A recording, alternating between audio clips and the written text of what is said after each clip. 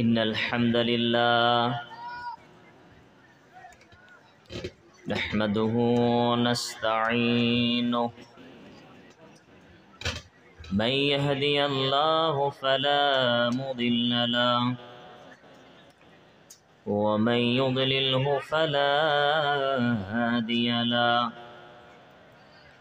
ونشهد أن لا إله إلا الله ونشهد أن محمدًا عبده ورسوله أما بعد فأعوذ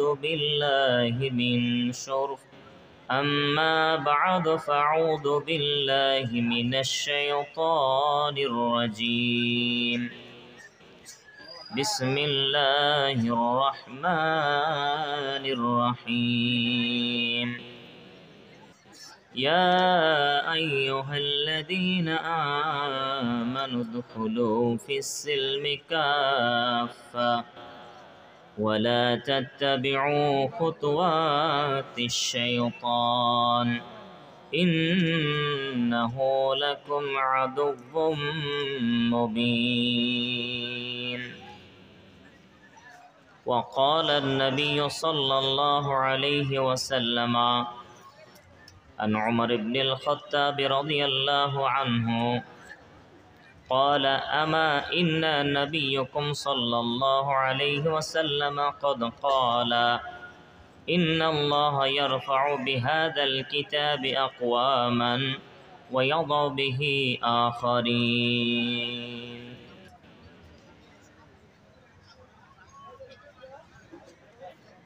শ্রদ্ধেয় আজকের এই মহতী সভার সুযোগ্যতম সভাপতি মহাশয়, উপস্থিত শ্রদ্ধেয় ভাই জনাব আলহাজ হাবিবুর রহমান, পূর্ববর্তী আমার বড় ভাইয়ের মতো সম্মানীয় আমার ভাই,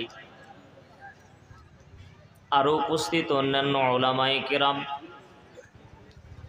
সামনে বসে থাকা বিভিন্ন প্রান্ত থেকে ছুটে আসা মুসলিম শ্রোতা মণ্ডলী, পর্দার আড়ালের মা ও ভগ্নীগণ, সকলকেই আমার অন্তরের অন্তরস্থল থেকে আন্তরিক প্রীতি ও শুভেচ্ছা জ্ঞাপন করে আমরা আজকের আলোচনা শুরু করছি। মাইকম্যান ভাই, সাউন্ডটা যদি একটু বাড়তো তো ভালো হতো আমার কানে। সম্মানীয় উপস্থিতি, বক্তব্য রাখার পূর্বে ঠিক আছে, আপনাদের সাথে আমার জরুরি দু একটি কথা, খুব খেয়াল করে শুনবেন, খুবই জরুরি দু একটি কথা। এক, আমি প্রচলিত বক্তা নই, আমি একজন দায়ী, দাওয়াতের কাজের সাথে জড়িত। মানুষের ইসলাহ, মানুষকে আল্লাহর পথে দাওয়াত দেওয়ার যে ফিল্ড, যে কাজটা, সেই কাজের লোক আমি, সেই কাজটা করার চেষ্টা করি। প্রচলিত যেসব বক্তাগুলো আছে তাদের মতো আমরা বক্তব্য করি না। নাম্বার দুই, আমরা যে আলোচনা করব সে আলোচনায় গাল গল্প, কেচ্ছা কাহিনী, অযথা হাস্যকর কথা বলে আপনাকে খুশি করতে পারবো না।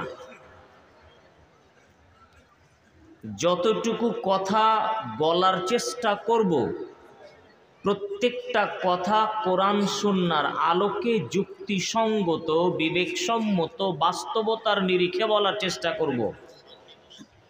নাম্বার তিন, যেহেতু কথা হবে কোরআন সুন্নাহর বাস্তবসম্মত, সুতরাং আপনাদের করণীয় হলো আলোচনাকে একাগ্রতার সাথে ধ্যান দিয়ে, মন দিয়ে শ্রবণ করা। বহু শ্রোতা এমন আছে যারা আলোচনা বুঝে না, আলোচককে বুঝে। আলোচনা কি হয় এটা ইম্পর্টেন্ট নয়, আলোচককে এইটাই বেশি দেখো। আমি বলবো, আমি আলোচককে এটা ভুলে যান, আপনি আমার কথাগুলোকে ভালো করে খেয়াল করবেন, অনুধাবন করবেন, মূল্যায়ন করবেন।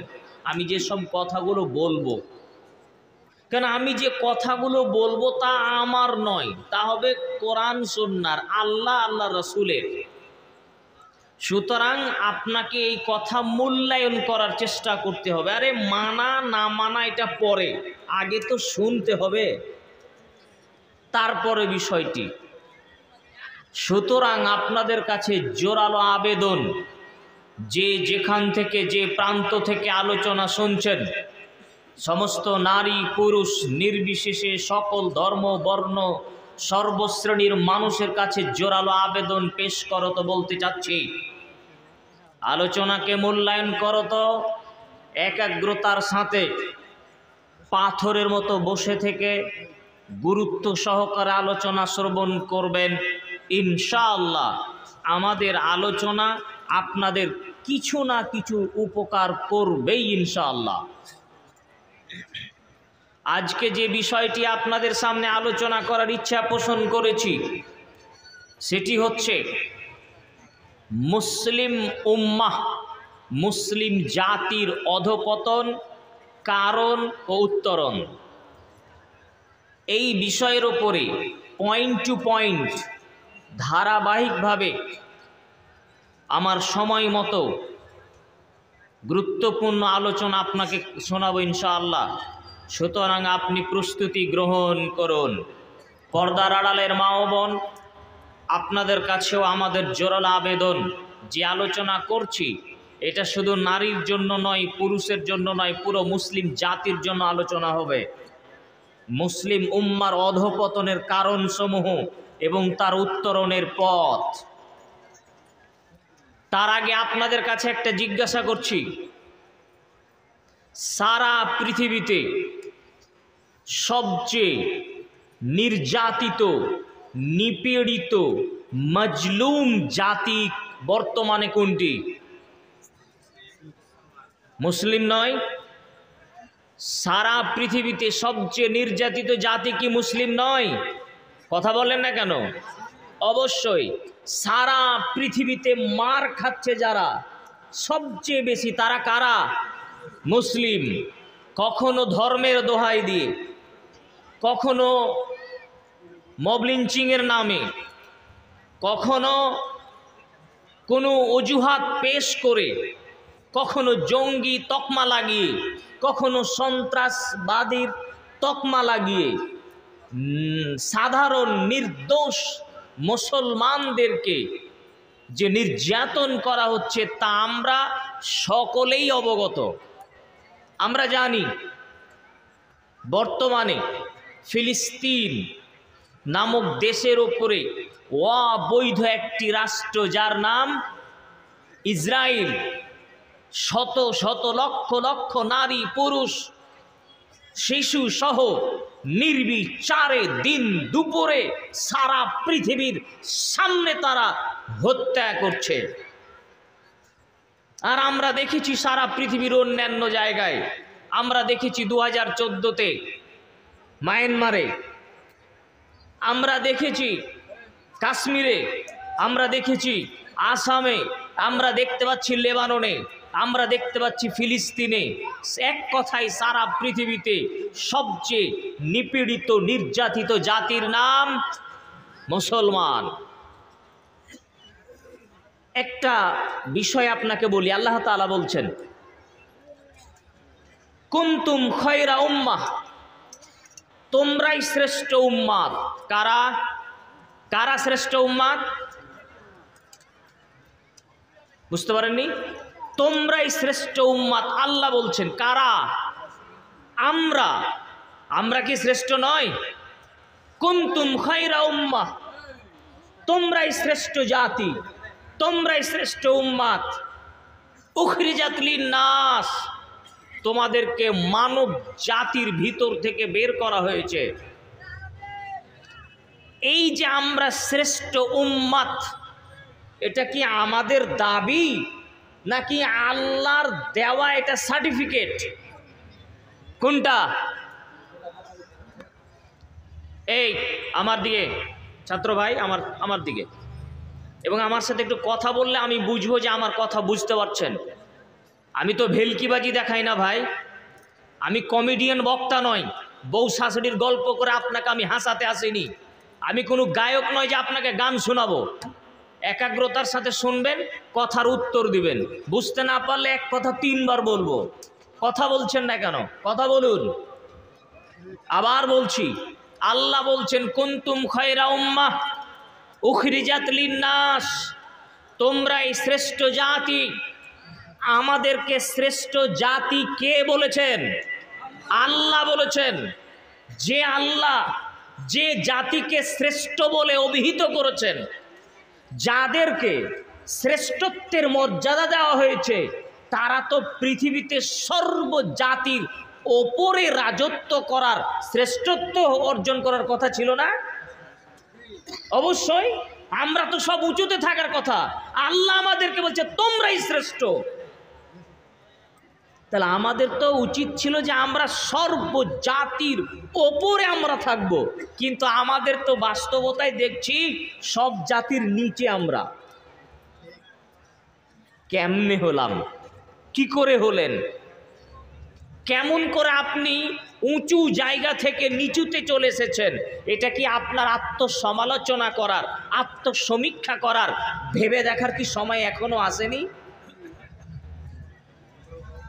শুনুন, জালসা মাহফিলকে বিনোদনের প্রয়োজন মনে করবেন না। এসেছি, ঘুরবো ফিরবো, বাদাম খাবো, চকলেট খাবো, বক্তার চেহারা দেখবো, চলে যাব, শুধু এতটুকুতেই শেষ করে দিয়েন না। কিছু বুঝুন, কিছু শিখুন, কিছু শুনুন, অনুধাবন করুন। সম্মানীয় উপস্থিতি, মুসলিম জাতি সারা পৃথিবীতে নিপীড়িত, নির্যাতিত, অথচ আল্লাহ বলছেন তোমরাই শ্রেষ্ঠ। কারণ কি?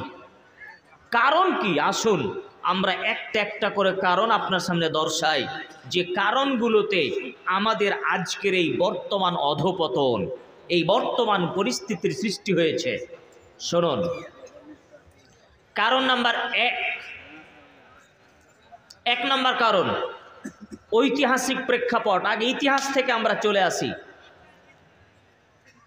পৃথিবীতে এমন একটা সময় ছিল, আমরা জানি, মুসলমানেরা যুগের পর যুগ, শত শত বছর ধরে তারা রাজত্ব করেছে। স্পেনের ইতিহাসের কথা আমরা জানি, প্রায় 850 বছর পর্যন্ত মুসলমানেরা সেখানে রাজত্ব করেছে। আমরা আমাদের এই ভারত, এই ইন্ডিয়া, এই হিন্দুস্তানের ইতিহাস থেকে আমরা জানি যে আমাদের এই অখণ্ড ভারতে, প্রাচীন ভারতেও প্রায় 750 বছর পর্যন্ত মুসলমানেরা রাজত্ব করেছে। মোগল, সুলতানি ইত্যাদি ইত্যাদি। ইউরোপের মাটিতে মুসলমানদের রাজত্ব চলেছে, এশিয়ার মাটিতে মুসলমানদের রাজত্ব চলেছে। আপনি চিন্তা করেন, মুহাম্মদ সাল্লাল্লাহু আলাইহি সাল্লামের মৃত্যুর পর খলিফাগণ, আব্বাসীয় বংশ, উমাইয়া বংশ, ফাতেমি বংশ, উসমানীয় সাম্রাজ্য, অটোমান সাম্রাজ্য যাকে বলা হয়, এই যে বিশাল বিশাল সাম্রাজ্যের পতাকা পৃথিবীর কত দেশে যে উড্ডীন হয়েছে, দিকের পর দিক, এলাকার পর এলাকা, রাজত্বের পর রাজত্ব, বছরের পর বছর, শত শত বছর, 850 বছর পর্যন্ত বর্তমান তুরস্কের মাটিতে মুসলমানেরা রাজত্ব করেছে। এই দেশে যারা মঙ্গল, যারা সুলতানি, যারা আরো অন্য কিছু ছিল, তারা যারা রাজত্ব করেছে, আপনি বলেন সেই সুলতানিদের রাজত্ব, সেই মঙ্গলদের রাজত্ব, সেই স্পেনীয়দের রাজত্ব, সেই ফাতেমীয় বংশের রাজত্ব, আব্বাসীয়দের রাজত্ব, উমাইয়াদের রাজত্বে, এত রাজত্ব করার পরেও যে মুসলমান অর্ধ পৃথিবীকে শাসন করলো, যে মুসলমান অর্ধ পৃথিবীকে শাসন করলো, সারা পৃথিবী আজকে তাদের বিরুদ্ধে চলে গিয়ে সারা পৃথিবীর ইসলামের শত্রু, দ্বীনের শত্রু, কোরআনের শত্রুরা তারা কিভাবে এই সিংহ জাতির ওপরে ছড়ি ঘুরাতে পারে, রাজত্ব করতে পারে, কিভাবে আমরা আজকে গোলামে পরিণত হয়েছি। আমরা যারা রাজা ছিলাম, যুগের পর যুগ যারা রাজা ছিলাম, আজকে কেন আমরা গোলাম, কেন আমরা দাস? হ্যাঁ, আপনি কিন্তু গোলাম, আপনি কিন্তু এখনো দাস হয়ে আছেন। আপনি আর আমি এখনো দাসত্ব করি, গোলামি করি। এই গোলামি মেন্টালিটি থেকে বের হতে পারেননি, আমি আর আপনি বের হতে পারিনি, যা আমি একটু পরে হয়তো বলছি। ইতিহাসের প্রেক্ষাপটটা কি, যে তাদের কারণেও অধঃপতনের সূচনা হয়। মনে রাখবেন, ইবনে খালদুনের একটা বিখ্যাত গ্রন্থ আছে আল মুকাদ্দামা। এই মুকাদ্দামাতে তিনি বলছেন ইতিহাসের একটা চিরাচরিত নীতি হচ্ছে প্রথমত কোনো রাজত্বের সূচনা হয়, বিস্তার লাভ করে এবং এক পর্যায়ে ধ্বংস হয়ে যায়। যে কোনো রাজত্ব, যে কোনো বংশ দেখবেন এক পর্যায়ে সেটা সূচনা হবে, বিস্তার লাভ করবে, এক পর্যায়ে বিলীন হয়ে যায়।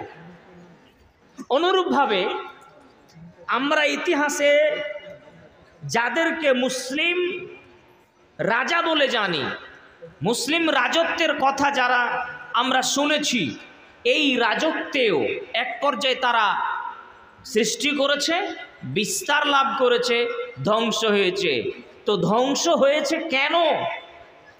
কারণটা হচ্ছে যখন রাজত্ব বিস্তার লাভ করে, সাধারণ কথায় আপনাকে বলি, আপনাকে যদি কালকে দেশের প্রধানমন্ত্রী করে দেওয়া হয়, আপনি যদি পরপর 3-4 বার করে 20 বছর যদি আপনি রাজত্ব চালাতে পারেন, তাহলে আপনি হয়ে যাবে ইতিহাসের একজন জালেম শাসক। সিস্টেম এমনই, পদ্ধতি এমনই যে পরিস্থিতি রাজত্ব মানুষকে জালেম তৈরি করে দেয়, পাপাচারিতায় লিপ্ত করে দেয়।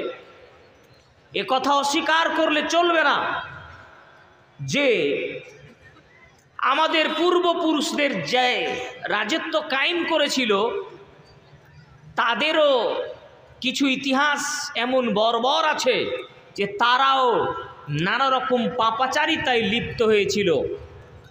আর আল্লাহ তাআলার ঘোষণা, যখন তারা পাপাচারিতায় লিপ্ত হবে, আমি তাদেরকে সমূলে উৎপাটন করে দিব, মূল সহ তাদেরকে ধ্বংস করে দেব।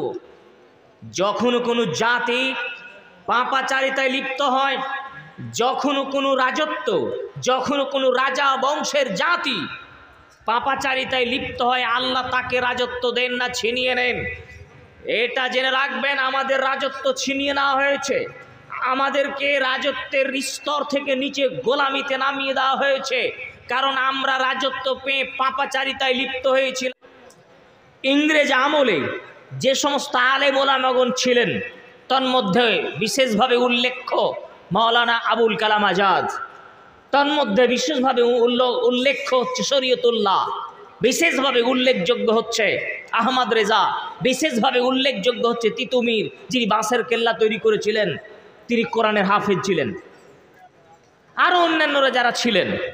আমার কাছে যেটা প্রশ্ন, ইংরেজেরা কিন্তু দেখতে পেয়েছিল এসে যে একজন মৌলানা সাহেব মানুষ, তিনি এই রকম জাতির সামনে ভাষণ দেন, আবার এই মাওলানা সাহেব খুতবাতে গিয়ে বক্তব্য দেন জুমাতে, আবার এই মাওলানা সাহেব ইমামতিও করতে পারেন, আবার এই মাওলানা সাহেব বিবাহ পড়ান, আবার এই মাওলানা সাহেব ফতুয়াও দেন, এই মাওলানা সাহেব কাজী সাহেব বিচারক। আরে একজন মাওলানা, একজন আলেম, একজন দ্বারা এত রকমের কাজ সম্পাদন করে কেমনে?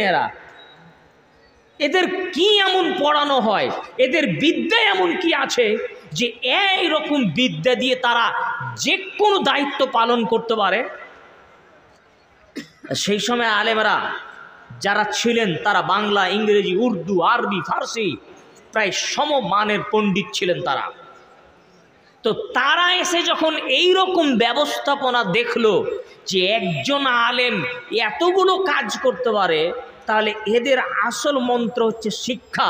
এরা এমন কিছু শিখছে যে একজন ব্যক্তি দ্বারা এরা সব কিছু করতে পারে। সুতরাং এদের শিক্ষা ব্যবস্থাকে আগে ভেঙে দাও। শিক্ষা জাতির মেরুদণ্ড, শিক্ষাকে যদি ভেঙে দেওয়া হয় তাহলে জাতি এমনিতে ভেঙে পড়ে যাবে।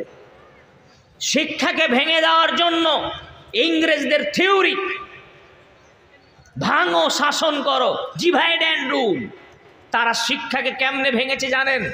শিক্ষা পদ্ধতিকে দুটা ভাগ করা হয়েছিল, একটা ছিল মাদ্রাসা মক্তব আর একটা ছিল স্কুল। কে ইতিহাস পড়েনি? মাদ্রাসা মক্তব নামে আলাদা শিক্ষা চালু করা হয়েছিল, স্কুল কলেজের শিক্ষা আলাদা হলো। শিক্ষা ব্যবস্থা আলাদা কেন? মাদ্রাসায় যারা পড়বে এরা আলিফ বা তা সা কোরআন পড়বে, হাদিস পড়বে, ফিকহ পড়বে, এরা ইতিহাস জানবে না, বিজ্ঞান বুঝবে না, ভূগোল বুঝবে না, জেনারেল সাবজেক্টের জ্ঞান যা আছে তা তারা বুঝতে পারবে না, ওই জ্ঞান সম্পর্কে তারা শূন্য। আর যারা জেনারেল শিক্ষিত, যারা স্কুল কলেজে পড়বে, এরা ধর্মীয় শিক্ষা থেকে সম্পূর্ণ অন্ধ। ভেঙে দিল শিক্ষাকে তারা। দুটি শিক্ষাকে বিভক্ত করা হলো। মাদ্রাসায় শুধু তোমরা আরবি পড়বা, ধর্মীয় শিক্ষা অর্জন করবা, তোমাদের দর্শন পড়ার প্রয়োজন নেই, তোমাদের বিজ্ঞান জানার প্রয়োজন নেই, তোমাদের সায়েন্স জানার প্রয়োজন নেই। আর যারা তোমরা বিজ্ঞান বুঝবা তাদের ধর্ম থেকে দূরে করে দাও, যারা তোমরা আর অন্য সাবজেক্ট পড়বা ধর্ম থেকে বিচ্যুত করে দাও। তারা তোমরা ডারউইনের মতবাদ পড়বা, তারা তোমরা গ্যালিলিওর থিওরি পড়বা, তারা তোমরা লেনিনের মতবাদ পড়বা, তোমরা তৈরি হবে নাস্তিক। আর যারা মাদ্রাসায় পড়বে এরা হবে মানে বিজ্ঞান ছাড়া পঙ্গু গোঁড়া ধার্মিক। গোঁড়া ধার্মিক বুঝেন তো? গোঁড়া ধার্মিক তৈরি হবে আর ওদিকে হবে নাস্তিক। এখন তোমরা লড়ালড়ি করবা। আমাদের শিক্ষাকে ভেঙে দিল। যখন শিক্ষা ভেঙে দিল, পরিস্থিতি জাতির এমনিতেই এই কথাগুলো বুঝার জন্য সম্যক জ্ঞান দরকার। সাধারণ মানুষ হয়তো আমার বক্তব্যগুলোকে মাথার উপর দিয়ে উড়ে চলে যাচ্ছে, তারপরেও চেষ্টা করুন বুঝার। 2-4-5 জন মানুষ বুঝলে আমার বক্তব্য সফল ইনশাআল্লাহ। সম্মানীয় উপস্থিতি, এই গেল শিক্ষা ব্যবস্থায় ভেঙে দেওয়া। এখানে আর একটা রোগ ঢুকেছিল। রোগ ঢুকলো কি? ইংরেজ তো আর 1-2 বছর রাজত্ব করেনি, 190 বছর, প্রায় 200 বছর পর্যন্ত রাজত্ব করেছে। এখন এই রাজত্বকালে আর একটা জিনিস ঢুকে পড়েছে। সেটা হচ্ছে কি? সেটা হচ্ছে যেই সমস্ত মুসলিম ছেলেমেয়েরা স্কুল কলেজ পড়ুয়া হলো, আধুনিক শিক্ষায় শিক্ষিত হলো, তারা গ্যালিলিওর মতবাদ পড়ে, তারা লেনিনের মতবাদ পড়ে, সক্রেটিসের মতবাদ পড়ে, তারা ডারউইনের মতবাদ পড়ে, তারা এসে বলল শোনো মানুষ বাঁদর থেকে এসেছে। তারা এসে থুতুরি করলো। যারা কোরআন হাদিস পড়লো এরা বলল ধুর বোকা কোথাকার, আমরা মুসলমান রে, আমরা আদমের সন্তান, আমরা বাঁদরের সন্তান নয়। লাগলো এবার ঝামেলা। বিজ্ঞানের ছাত্র আর মাদ্রাসার ছাত্র লাগলো লড়াই। এবার এই বিভেদটা, এই যে ডিভাইডটা শুরু করলো ওরা। এবার আর একটা জিনিস ঘটলো, যে সমস্ত পুস্তকগুলো বিশেষ করে খ্রিস্টান মিশনারি যারা আমাদের শিক্ষা প্রতিষ্ঠানগুলোতে দিয়ে থাকে বা তাদের প্রয়োজনে যে সমস্ত সিলেবাস পাঠ্যপুস্তকগুলো স্কুল কলেজে পড়ানো হয়, দেখবেন সেখানে কিন্তু নৈতিকতা বা ধার্মিকতা তৈরি করার কোনো সিলেবাস থাকে না সাধারণত। বরং আমি এটা বলতে পারি, আমিও যেহেতু স্কুল কলেজের একজন স্টুডেন্ট ছাত্র, সেহেতু আমিও পড়াশোনা করেছি। বরং অনেক এমনও কিছু কবিতা, গল্প, যুক্তি, এমনও কিছু বিষয় ছিল যেগুলো মানুষকে সত্যিকারেই ধর্ম থেকে দূরে নিয়ে যায়। তার একটা উদাহরণ দিই। আমি যখন ক্লাস 7-এ পড়তাম তখন বেগম রোকেয়া সাখাওয়াত হোসেনের একটা গল্প ছিল যে, শুনুন ভালো করে খেয়াল করবেন, হয়তোবা অনেকেই পড়েছেন। গল্পটা হচ্ছে একজন মৌলানা সাহেব, মসজিদের ইমাম সাহেব, তিনি তার মেয়ের বিবাহ দিবেন। মেয়ের বিবাহ দেওয়ার জন্য মসজিদের হাতে গোনা কয়েকটা টাকা বেতন পায়, আরও কিছু করে অল্প কিছু অলংকার তৈরি করেছে তার মেয়ের বিয়েতে দেওয়ার জন্য। এলাকারই কোনো চোর জানতে পেরেছে যে মৌলানা সাহেবের মেয়ের বিয়ে, সে এরকম কিছু অলংকার, স্বর্ণ অলংকার জমা করেছে, তাই তার বাড়িতে চোর এসে ডাকাতি করতে, চুরি করতে। শুনুন, এই ভাই, এই তুমি বারবার ফোন করছো, ডিস্টার্ব করছো। মৌলানা সাহেবের বাড়িতে চোর এসেছে। চোর মৌলানা সাহেবের বাড়ি যখন প্রবেশ করেছে, সিল মারা, বুঝেন আগেকার দিনে দেওয়াল ভেঙে তো সিল মারছে। মৌলানা সাহেবের স্ত্রী জানতে পেরেছে মৌলানা সাহেব মসজিদে থাকে, ইমাম সাহেবরা তো মসজিদে থাকে, বউ বাচ্চা তো থাকে বাড়িতে। তো এইটাকে ইতিহাস তুলে ধরছে বেগম রোকেয়া সাখাওয়াত হোসেন। কিভাবে আপনি খেয়াল করেন, তিনি বলছেন ইমাম সাহেব মসজিদে আছেন, তার বাড়িতে চোর এসেছে চুরি করার জন্য। চুরি করতে যখন প্রবেশ করবে, মৌলানা সাহেবের বউ বলছে, চোর বাপু তুমি দাঁড়াও, ভিতরে প্রবেশ করো না, তুমি বাইরে থেকে যা চাইবা তাই দিয়ে দিব, সিন্ধুকে আমার যা আছে তাই দিয়ে দিব, আমার অলংকার যা পড়ে আছে আমি তাই দিয়ে দিব, সাবধান চোর তুমি ভিতরে প্রবেশ করো না। কেন কেন ভিতরে প্রবেশ করবে না? চোর যদি ভিতরে যায় মৌলানা সাহেবের বউকে দেখে ফেলবে, পর্দার ব্যাঘাত ঘটবে। তো মৌলানা সাহেবের বউ তো চোর চোর করে চিৎকার করতে পারতো, চিৎকার কেন করে না? কারণ মৌলানা সাহেবের বউ যদি চোর চোর বলে চিৎকার করে, আশেপাশের পরপুরুষগুলো তার কণ্ঠের আওয়াজ শুনে নিবে, এটা চলবে না, তাই সে চিৎকারও করছে না। পর্দা বজায় রাখার জন্য, পর্দা বজায় রাখার জন্য মৌলানা সাহেবের বউ নিজের গলার হার, সিন্দুকের ভরে রাখা অলংকার চোরের হাতে অর্পণ করছে, চিৎকারও করছে না, চোরকে প্রবেশ করতে দিচ্ছে না। আপনি তো স্বাভাবিকভাবে পড়লেন গল্পটা, তাই না? আপনি বলেন তো রোকেয়া, বেগম রোকেয়া কোথায় আঘাত হানলো? ইসলামের একটা ফরজকৃত বিধান পর্দার উপরে, মানে এই সিলেবাস দিয়ে মুসলমান মেয়েদেরকে বোঝানো হচ্ছে যে ইমাম সাহেবরা, ধার্মিক লোকেরা এত গোঁড়া হয়, এরা এত অশিক্ষিত, এরা এত গোঁড়া হয় যে চোর আসলে এত কঠিন পর্দা করতে হয় যে চোর বলে চিৎকার করতে পারবে না। আপনি কি বলেন ভাই? কোরআন হাদিস কি এমন কোনো শিক্ষা দেয়? শরীয়ত বলে, ইসলাম বলে যে তোমার বাড়িতে চোর আসলে তোমার বউ, তোমার স্ত্রী চোর বলে চিৎকার করবে না? এমন পর্দা ইসলামে আছে? কি বলেন, আছে? তো নেই তো। তো এটাই তো সেই ইসলামকে দেখাচ্ছে, দেখো এটা হলো ইসলাম।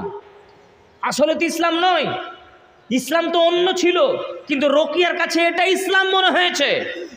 এই সিলেবাস পেয়ে পড়ে তখন মুসলমানের মেয়েরা বলল, না না না না, আমরা পর্দা মানতে চাই না। কিসের আবার পর্দা? আমরা মানুষ, তারাও মানুষ, পুরুষের মতো আমরাও চলতে চাই, আমরা তাদের মতো পোশাকের স্বাধীনতা চাই, আমরা আমাদের সমমর অধিকার চাই, তাদের মতো আমরা চলাফেরা করব। তারাও আন্দোলন করলো, নানা রকম যুক্তি কলা কৌশল দিল, তাদের পিছনে অনেক সুরসুরি কাজ করলো। ওই মুসলমান মেয়েরা এবার স্কুল কলেজে পড়া শুরু করলো, মাথার কাপড় ফেলে দিল, ফতুয়া গায়ে দিল, চুস পড়তে শুরু করলো, শর্টকাট জামা পড়তে শুরু করলো, নানা রকম ইসলাম বিরোধী, শরীয়ত বিরোধী কর্মকাণ্ডে লিপ্ত হলো। মুসলিম ছেলে যারা স্কুল কলেজে পড়তে শুরু করলো, তারা হ্যান্ডসাম হওয়ার জন্য, তারা তাদের রূপ সৌন্দর্যকে আরও বেশি নারীদের সামনে উজ্জ্বলিত করার জন্য দাড়ি চেঁচে ফেললো, টাকনের নিচে প্যান্ট চলে গেল, তারা নামাজ পড়লো না, নাস্তিকতার পক্ষে যুক্তি শুরু করলো। মানে সহজ কথায়, জেনারেল শিক্ষিত ছেলেমেয়েরা দিন থেকে ধীরে ধীরে দূরে সরলো।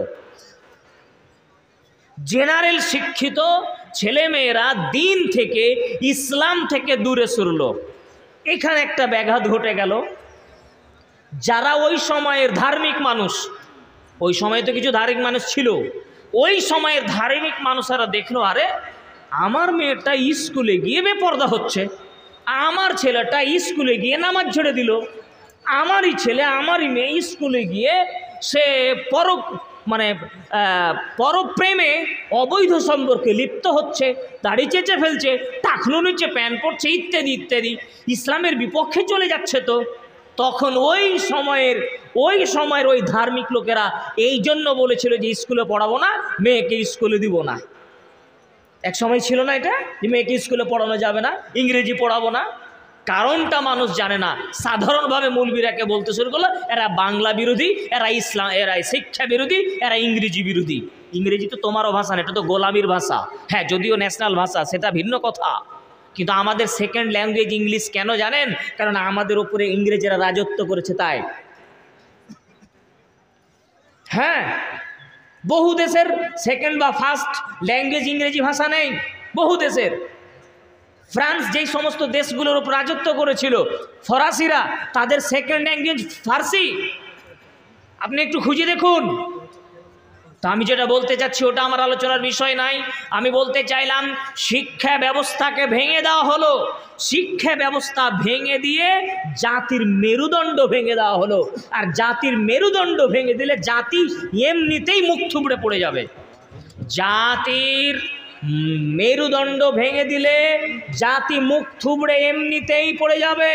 সুতরাং আমরা দেখেছি এই রকম পরিস্থিতিতে শিক্ষাগতভাবে আমরা নিজেদের অধঃপতনে নিচে নামিয়ে দিয়েছি। সম্মানীয় উপস্থিতি, চলুন এবার তারপরে যাই দ্বিতীয় নাম্বার কারণ আমাদের অধঃপতনের। খেয়াল করে শুনতে হবে প্রত্যেকটা কথা। আল্লাহ তাআলা বলছেন, ইয়া আইয়ুহাল্লাযীনা আমানু দুখুলু ফিস-সিলমি কাফাহ ওয়া লা তাত্তাবিউ খুতুওয়াতিশ শাইতান ইন্নাহু লাকুম আদুউম মুবিন। সূরা আল বাকারা 2 নম্বর সূরা 208 নম্বর আয়াত। হে ঈমানদারগণ, তোমরা ইসলামে পরিপূর্ণভাবে প্রবেশ করো, তোমরা শয়তানের অনুসরণ করো না, শয়তানের পদাঙ্ক অনুসরণ করো না। নিশ্চয় শয়তান হলো তোমাদের খোলাখুলি স্পষ্ট শত্রু। আলোচ্য আয়াতে আপনার সাথে আমার গুরুত্বপূর্ণ কথা।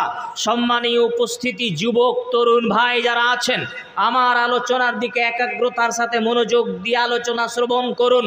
আল্লাহ তাআলা বলছেন, হে ঈমানদারগণ, যারা ঈমান এনেছো তোমরা তারা ইসলামের ভিতরে পুরোপুরি প্রবেশ করো, অর্ধেক নয়, সম্পূর্ণ ইসলামে ঢুকে যাও। ছোট্ট একটা উদাহরণ দিয়ে আলোচনায় সামনে এগাচ্ছি। আপনারা যখন রাত্রে ঘুমান মশারি টাঙিয়ে ঘুমান, যখন আমরা মশারি টাঙিয়ে ঘুমাই তখন আমাদের দেহের, আমাদের এই বডির কোনো অংশ মশারির বাইরে রেখে ঘুমায় কি?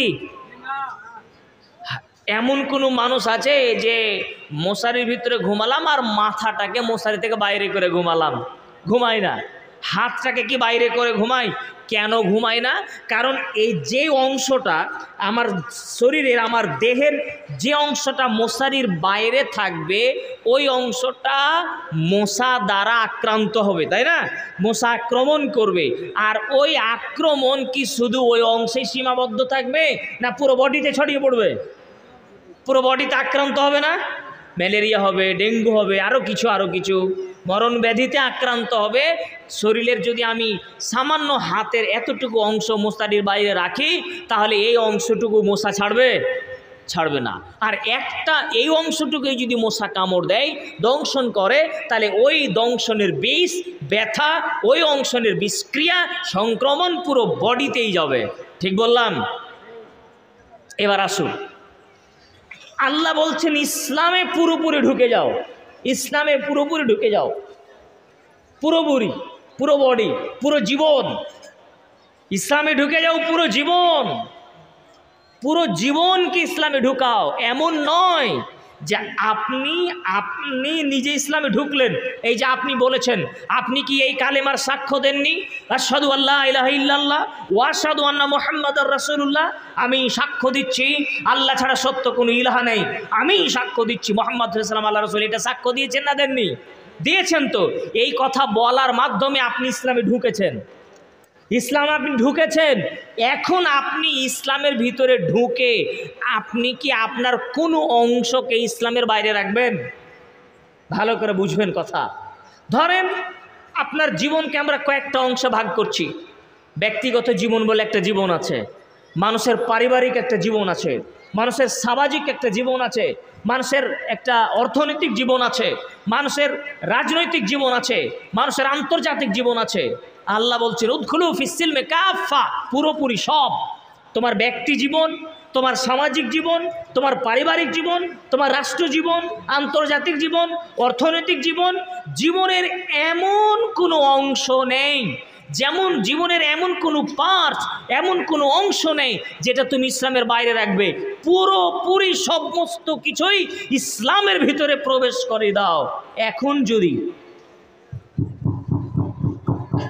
আমার দিকে, এখন যদি আমি বা আপনি আমার জীবনের কোনো একটা অংশকে, আমার ব্যক্তিগত অংশটা, আমার ব্যক্তিগত জীবনটাকে ইসলাম থেকে বাইরে রাখলাম, আমি আমার ব্যক্তিগত জীবনটাকে যদি ইসলাম থেকে বাইরে রাখি, তাহলে নিশ্চিত জেনে রাখুন, নিশ্চিত জেনে রাখুন, নিশ্চিত জেনে রাখুন, জীবনের যেই অংশকে ইসলাম থেকে বাইরে রাখা হবে ওই অংশ ধ্বংস হবেই, ধ্বংস হবেই সুনিশ্চিত। যেমন মশারির বাইরে যে অংশ রাখবেন আক্রান্ত হবেই, যেমন পুরো বডি। জীবনের যে অংশ আপনি ইসলাম থেকে বাইরে রেখেছেন ওই অংশ ধ্বংস হবে, ওই অংশ অধপতিত হবে, ওই অংশ নিমজ্জিত হবে। শুধু অতটুকুই নয়, মশার আক্রমণ যেমন পুরো বডিতে সংক্রমিত হয়, জীবনের একটা অংশকে বাইরে রাখলে বাইরের শত্রু দ্বারা, ইবলিসের আক্রমণ দ্বারা, বাইরের শত্রু দ্বারা জীবনের ওই অংশে আক্রমণ করে পুরো জীবন, পুরো লাইফ আপনার বরবাদ হয়ে যাবে। যে ব্যক্তি জীবনের পারিবারিক জীবনকে ইসলামের বাইরে চালান তার পরিবার ধ্বংস। আপনার পরিবার যদি ইসলামের বাইরের নীতিতে চলে আপনার পরিবার ধ্বংস। আপনি নিজে যদি ইসলামের বাইরে চলেন আপনি নিজে ধ্বংস। আপনার সোসাইটি, সমাজ যদি ইসলামের বাইরে চলে তাহলে আপনার সমাজ ধ্বংস। আপনার রাজনৈতিক প্রেক্ষাপট যদি ইসলামের বহির্ভূত পন্থায় চালান ওই রাজনীতিক কুনৈতিক হয়ে যায়, রাজনীতি থাকে না। আন্তর্জাতিক জীবনের বড় বড় মাতাব্বর তারা যদি আন্তর্জাতিক নীতিমালাকে ইসলামের বিপক্ষে নিয়ে যায় তাদের সব কর্মকাণ্ড ব্যর্থ। তাই তো আজকে সারা পৃথিবীতে শান্তির দূত যারা শান্তি শান্তি বলে চিৎকার করছে, তারা আজ পর্যন্ত পৃথিবীর কোনো দেশে কখনোই শান্তি স্থাপন করতে পারেনি, কারণ তারা ইসলামী বহির্ভূত পন্থায় শান্তি স্থাপন করার চেষ্টা করেছে। তাহলে মুসলিম উম্মার অধঃপতনের অন্যতম একটা কারণ হচ্ছে যে মুসলিম উম্মা, আমি আর আপনি নিজেকে ইসলামের ভিতরে পুরোপুরি ঢুকাতে পারিনি, ঢুকাতে পারেননি। আপনি ইসলামের ভিতরে নেই, মুসলমান হয়েছেন এ কথা ঠিক, কিন্তু ইসলামে নিজেকে পুরোটা ঢুকিয়ে দিতে পারেননি। আপনি কিছু কিছু ইসলামের মানেন, কিছু কিছু ছাড়েন।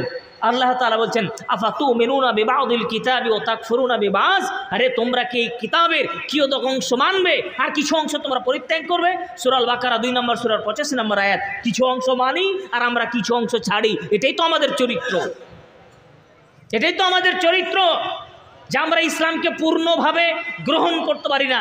যেগুলো মানলে আমার একটু সুবিধা আছে, অসুবিধা নেই, সেগুলো আমি মেনে নিলাম। আর যখন আমার স্বার্থে ব্যাঘাত ঘটছে, আমার চরিতার্থ পূর্ণ হচ্ছে না, তখন ওই ইসলামের নিয়মটা মানতে পারলাম না। আপনি তো টাটকা মুনাফেক। সাবধান। দ্বিতীয় নাম্বার কারণ বললাম। 3 নাম্বার কারণ, যেহেতু সময় বেশি নেই তাই আমি আর আলোচনাকে দীর্ঘক্ষণ করতে চাচ্ছি না। তৃতীয়, শেষ করবো, ঠিক আছে। তৃতীয় অন্যতম কারণ হচ্ছে মুসলিম জাতির অধঃপতনের গুরুত্বপূর্ণ কারণ। শুনুন, তৃতীয়তম কারণ হচ্ছে মুসলিম উম্মাহ আজকে বিজাতীয় অনুসরণ অনুকরণে একবারে পুরোপুরি ডুবে গেছে, বিজাতীয় অনুসরণে লিপ্ত। আমরা আমাদের ইসলামের কৃষ্টি কালচার, ইসলামের যে আদব আখলাক, ইসলামের নীতি নৈতিকতা আমাদের পছন্দ হয়নি। আমরা বহির বিশ্বের, বাইরের জগতের বা বিজাতীয় ইহুদি খ্রিস্টানদের, ইসলামের শত্রুদের যেসব নীতি নৈতিকতা, তাদের দ্বারা তৈরিকৃত পন্থাগুলো আমরা বেশি ভালোবেসেছি।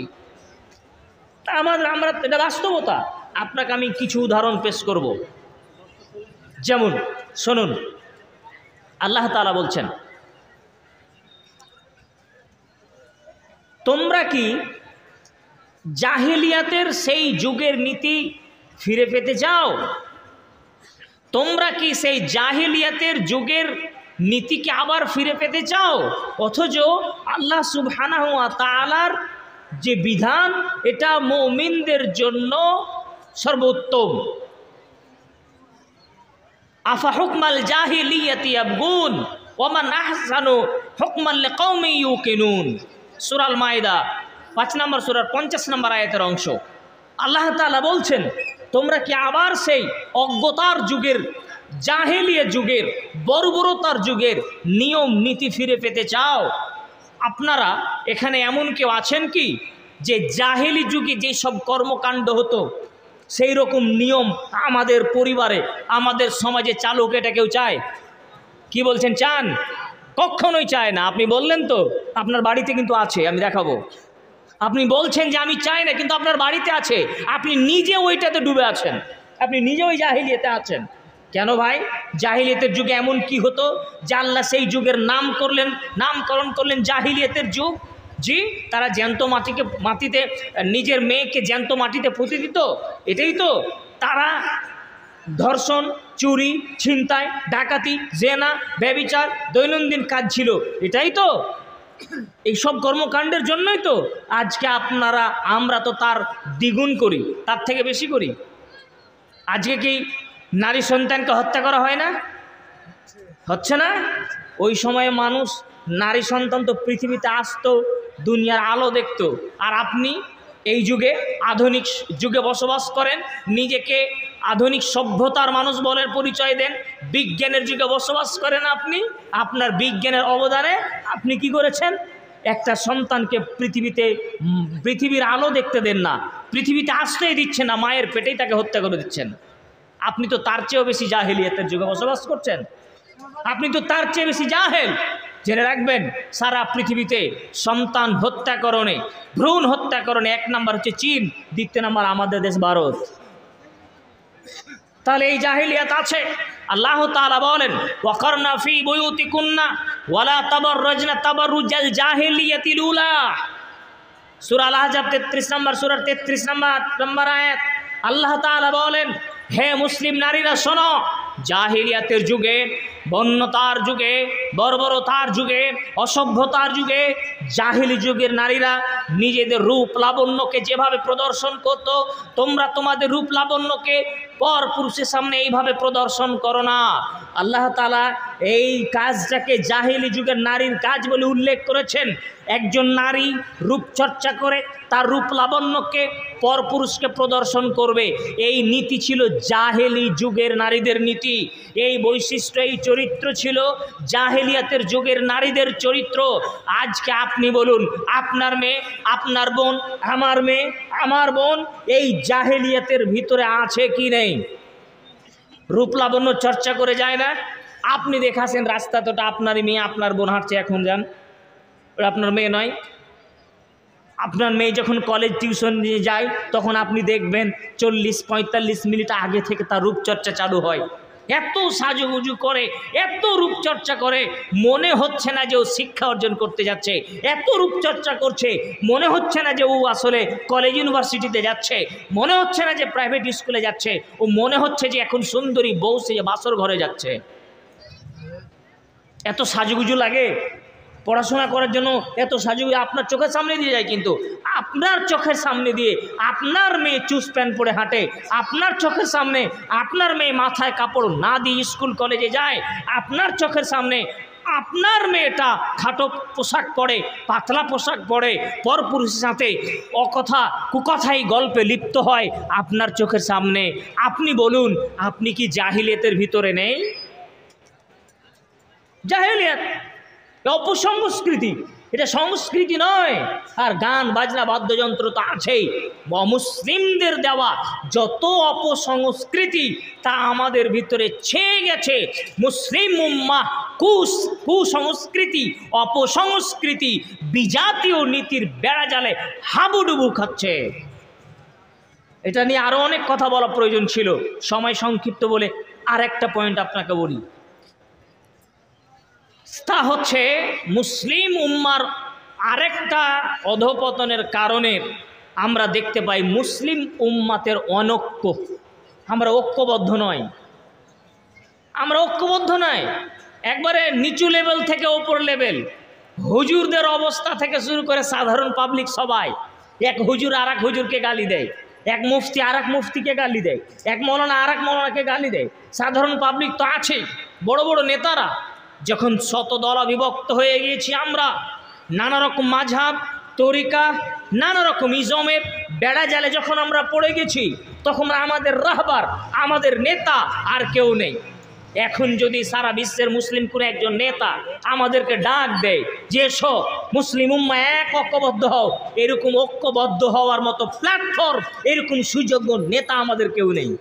কার নেতৃত্বে আপনি যাবেন বলেন? একটা নেতার নাম বলেন। মানে আমরা সারা পৃথিবীতে এত কোটি মুসলমান বাস করার পরে আমাদের এই অবস্থা। আমরা কি এমনি মার খাই? আমরা কি আর এমনি এত অধপতনে নেমে এসেছি? যে আমরা অনৈক্যতে একদম ভরপুর হয়ে গিয়েছি। আমরা সামান্য একটা মসজিদের ইমাম, সামান্য মসজিদের একটা কমিটি গঠন হবে, মসজিদের একজন ক্যাশিয়ার হবে, এই মসজিদের কমিটি হওয়ার জন্য বোমাবাজি করে, পার্টি গোছায়।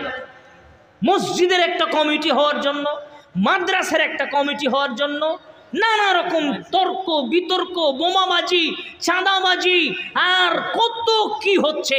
এই জাতি তো অধপতন হবেই, অধপতন হবেই, হবেই নয়, হয়ে গেছে। সম্মানীয় উপস্থিতি, সুতরাং বিবেচনা করবেন, বিবেচনা করবেন। আলোচনা যতটুকু আমরা করলাম, আরও অনেক আলোচনা ছিল, কিন্তু আমি সামনে আলোচনার নিয়ে যেতে পারছি না, যেহেতু কয়েক মিনিট মাদ্রাসার উন্নতিকল্পে জালসার জন্য আমাকে অনুরোধ করা হচ্ছে যে আপনি একটু এই শ্রোতামণ্ডলীদেরকে অনুরোধ করবেন তারা যেন মাদ্রাসার প্রতি একটু সুনজর দেয়, খেয়াল করে। দেখুন, আমাদের অধপতনের আর একটা কারণও কিন্তু আমি সূচনায় বলেছি, শিক্ষা ব্যবস্থা। জেনে রাখবেন, মানুষ হিসাবে আমরা বেঁচে থাকতে পারি সেটা ভিন্ন কথা, মানুষ হিসাবে তো অন্যান্য জাতিরাও টিকে আছে, কিন্তু মুসলিম জাতির ইমানের সাথে টিকে থাকার জন্য, মুসলিম পরিচিতি নিয়ে টিকে থাকার জন্য, ইমানিত্বের উপরে টিকে থাকার জন্য আমাদের এই মুসলিম ইসলামের শিক্ষা ব্যবস্থার কেন্দ্রস্থল মাদ্রাসাগুলোকে অবশ্যই বজায় রাখতে হবে। আমি যে আজকে কথা বলছি, আমিও সেই মাদ্রাসারই একজন ছাত্র, যদিও আমি হয়তো কলেজে পড়েছি সেটা ভিন্ন কথা, কিন্তু আমিও এই মাদ্রাসা থেকে উঠে আসা একজন তালেবে ইলম, এখনও আমি ছাত্র, এখনও জ্ঞান চর্চা করছি। সুতরাং এই মাদ্রাসাকে যদি অবমূল্যায়ন করেছেন, তাহলে ওই জাতি আর উঠে দাঁড়াতে পারবে না। মাদ্রাসাকে মূল্যায়ন করা লাগবে, মাদ্রাসায় সার্বিক সহযোগিতা করতে হবে, শুধু ছাত্র দিয়ে নয়, শ্রম দিয়ে, বুদ্ধি দিয়ে, অর্থ দিয়ে, ছেলে দিয়ে, সব রকম যা যা দরকার সব দিতে হবে। মাদ্রাসার শিক্ষা ব্যবস্থাকে চাঙ্গা করতে হবে। হাদিস কোরআনের পাশাপাশি কম্পিউটার, বিজ্ঞান, আধুনিক শিক্ষাকে আরও সেখানে গুরুত্ব দিয়ে উভয় শিক্ষার সমন্বয়ে এমন একজন আলেমে দিন হবেন, যে ব্যক্তি জাতির সামনে কথা বলবে তখন সে যেমন কোরআন হাদিসের কথা বলবে, তেমন সংবিধানের কথা বলবে, তেমনই সে যুক্তি দিয়ে কথা বলবে, তেমনই সে বিজ্ঞান নিয়ে কথা বলবে। এই রকম প্রোগ্রাম প্ল্যান পদ্ধতি মাদ্রাসাওয়ালারাকে করার জন্য আমরা অনুরোধ করব। আর আপনারাকে এই রকম মাদ্রাসার প্রতি আবেদন করব যে আপনারা মুক্ত হস্তে আল্লাহর ওয়াস্তে, আল্লাহর এই রাহে, এই দ্বীনের ইসলামের খেদমতের জন্য এই পথে অবশ্যই দান করবেন, এটা আমরা আশা করব। সুতরাং আমি আপনাদের কাছে কিছু আবেদন পেশ করব, যে আবেদনটা কবুল করলে ইনশাআল্লাহ আমি আশা করছি যে পাবো ইনশাআল্লাহ। কি নাম বললেন? বুদ্ধু শেখ ভাই, আপনার নামটা চেঞ্জ করিয়েন। বুদ্ধু শেখ কত কি দিয়েছেন?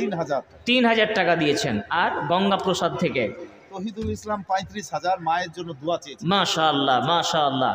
তৌহিদুল ইসলাম ৩৫,০০০ টাকা দিয়েছেন তার মায়ের জন্য, তার মায়ের জন্য দোয়া চেয়েছেন। আমরা বলে নিই নামটি, তারপরে তার জন্য, তার মায়ের জন্য দোয়া করব। ইসমাইল সাহেব উমরপুর থেকে ১০,০০০ টাকা দান করেছেন। মিলন বিশ্বাস তৌহিদুল ইসলামের মাধ্যমেই ১০,০০০। আচ্ছা, তৌহিদুল ইসলামের মাধ্যমেই তিনিও ১০,০০০ টাকা দান করেছেন। যেই ভাইরা, ফারুক আহমদ সাহেব ৫,০০০ টাকা দান করেছেন। টোটাল ৬০,০০০ তৌহিদুল ইসলামের মাধ্যমে আদায়। তৌহিদুল ইসলাম, এই যে যতগুলো নাম বললাম পুরো কালেকশনটা তৌহিদুল ইসলাম ভাইয়ের মাধ্যমে হয়েছেন। আল্লাহ তা 60,000 টাকা টোটাল তৌহিদুল ইসলামের মাধ্যমে। তৌহিদুল ইসলাম ভাই আছেন এখানে নাকি? না, আছেন? আচ্ছা আচ্ছা, আলহামদুলিল্লাহ, তাই হোক ব্যস্ততার মধ্যে আছেন। এই যে আলহামদুলিল্লাহ সুম্মা আলহামদুলিল্লাহ, আল্লাহ তৌহিদুল ইসলাম ভাইকে উপযুক্ত বদলা দান করুন, আল্লাহুম্মা আমিন। আরও তিনি দোয়া চেয়েছেন তার মায়ের জন্য, তার মা বেঁচে আছেন, তার মা মারা গিয়েছেন, আমরা তার মায়ের জন্য একটু দোয়া কামনা করব। আল্লাহ, তার মা মারা গিয়েছে, তুমি বড় দাতা, তুমি বড় দয়ালু, তুমি বড় রহমান, তুমি বড় ক্ষমাবান। তার এই ছেলের এই কর্মে, এই দানে তার মায়ের কবরকে আলোকিত করে রাখো, আল্লাহুম্মা আমিন। তার মাকে জান্নাতুল ফিরদাউস দান করো, আল্লাহুম্মা আমিন। আল্লাহ, তার সুযোগ্য সন্তান তার মায়ের জন্য তোমার বান্দি তার মা, সুতরাং তার মাকে খেয়াল করে মনে করে দান করেছে, তার এই দানকে সাদরে কবুল করো। আমরা সকলে বলি আমিন, আল্লাহুম্মা আমিন। জি ভাই। মহিলা মহল থেকে 2,28,302 টাকা আর একটা নাকের ফুল। মহিলা মহল থেকে টোটাল দান এসেছে 2,28,302 টাকা আর একটা নাক ফুল এসেছে। লিল্লাহি তাকবীর। মহিলা মা বোনেরা আমার, এই 2 লক্ষ টাকার উপরে 35,000 না কত বললো, আর একটা নাকফুল দান করেছে তাদের জন্য। তো সালেকা বিবি লক্ষ্মীতলা থেকে আরেকটা নাকফুল দান করেছেন। আল্লাহ, যে সমস্ত বান্দিরা, যে সমস্ত তোমার বান্দারা মুক্ত হস্তে এই মাদ্রাসার জন্য দান করেছে, এই রাত্রে তোমার কাছে ফরিয়াদ করছি প্রতিপালক, তুমি আমাদের ফরিয়াদ গ্রহণ করো। আমরা জানি না কে কোন উদ্দেশ্যে কত টাকা দিয়েছে, কেউ 2 টাকা থেকে শুরু করে নিয়ে 1,000, 10,000, 20,000, 50,000 পর্যন্ত। তবে তুমি ভালো জানো প্রতিপালক, সবার মনের আশা, সবার মনের উদ্দেশ্য, সবার মনের আকাঙ্ক্ষা। তাই তো তোমাকে বলি, তুমি সকলের মনস্কামনা, মনের উদ্দেশ্য, আশা পূর্ণ করো, আমিন সুম্মা আমিন। হে প্রতিপালক, তোমার সকল বান্দা বান্দি যারা দানে অংশগ্রহণ করেছে, যারা অসুস্থ তাদের অসুস্থতা ভালো করো, আমিন। আল্লাহ, যারা মা বাপের জন্য দোয়া দান করেছে, তাদের মা বাপার যাদের মারা গিয়েছে তাদের কবরে আলোকিত করো, তাদের জান্নাতবাসী করো। যারা মা বাবার জীবিত জন্য দান করেছে, তাদের তুমি সুখময় জীবন দান করো। যারা স্বামী স্ত্রীর জন্য দান করেছে, তারা পরস্পরকে সুখময় জীবন দান করো, আল্লাহুম্মা আমিন, আল্লাহুম্মা আমিন, আল্লাহুম্মা সাল্লি আলাইহি, আল্লাহুম্মা বারিক আলাইহি। কিরাত হাজি সাহেব 100 বস্তা সিমেন্ট দান করেছেন, লিল্লাহি তাকবীর। কিরাত হাজি সাহেব 100 বস্তা সিমেন্ট দান করেছেন। আল্লাহ, আমরা তো জানি না, দানটা শুধু বলতে পারছি। দেখুন, আর একটা কথা, যারা দান করছেন, এই যে আমি এই ছন্দ মিলিয়ে দোয়া করছি না, তো এটা মনে করিয়েন না যে মৌলানা সাহেব দোয়াই তো করলো না।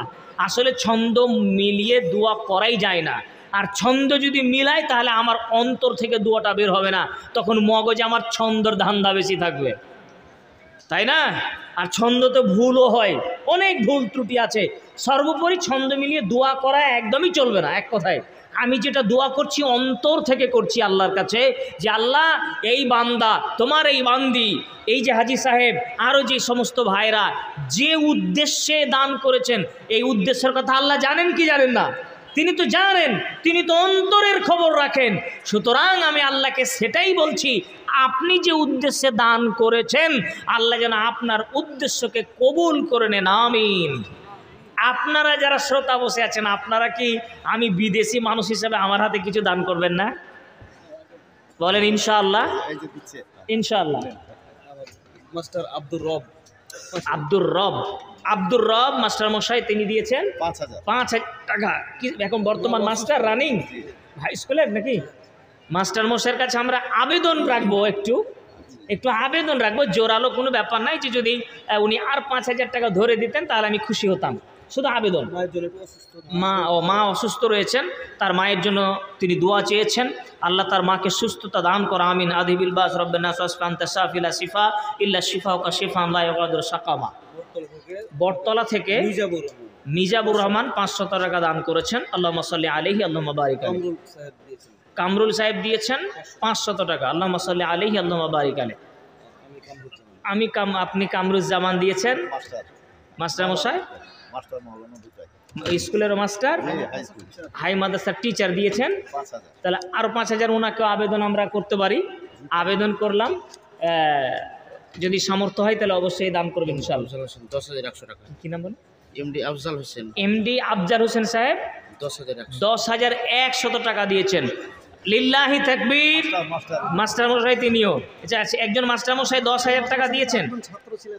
আচ্ছা আচ্ছা, তো আফজাল সাহেব মাস্টার মশাই 10,000 দিয়েছেন। আরও যে 2-3 জন মাস্টার মশাই যারা 5,000 দিলেন তাদেরকে আমরা বলি এই মাস্টারের সাথে হওয়ার জন্য আমরা আবেদন করবো ইনশাআল্লাহ। সেলিম ভাই দিয়েছেন 500 টাকা, হাবিবুর সাহেব দিয়েছেন 500 টাকা, দুজনে 1,000 টাকা। আল্লাহ তুমি সকলের দোয়া, যে যে নিয়তে দান করে চালা সকলের দোয়াকে কবুল করো, আমিন আল্লাহুম্মা আমিন। আল্লাহুম্মা সাল্লি আলাইহি আল্লাহুম্মা বারিক আলাইহি বারাকাল্লাহু লাকা ফি আহলিকা ওয়া মালিকা। এবার আপনাদের পালা ভাই, এবার আপনারা কিছু তো দিবেন। বলে দিয়েছি তো দিয়েছেন আলহামদুলিল্লাহ, কোনো সমস্যা নেই, কিন্তু আমি চাইবো যে কিছু খুচরো দানও আসুক। খুচরো দান 5 টাকা 10 টাকা 20 টাকা 100 টাকা অনেকের আছে, পকেটে আছে না ভাই?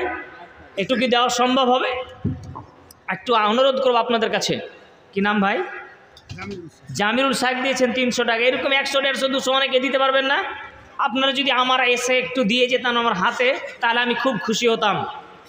যারা শ্রোতা মণ্ডলী আছেন, বারাকাল্লাহু ফি আহলিকা ওয়া মালিক আল্লাহুম্মা সাল্লি আলাইহি আল্লাহুম্মা বারিক আলাইহি।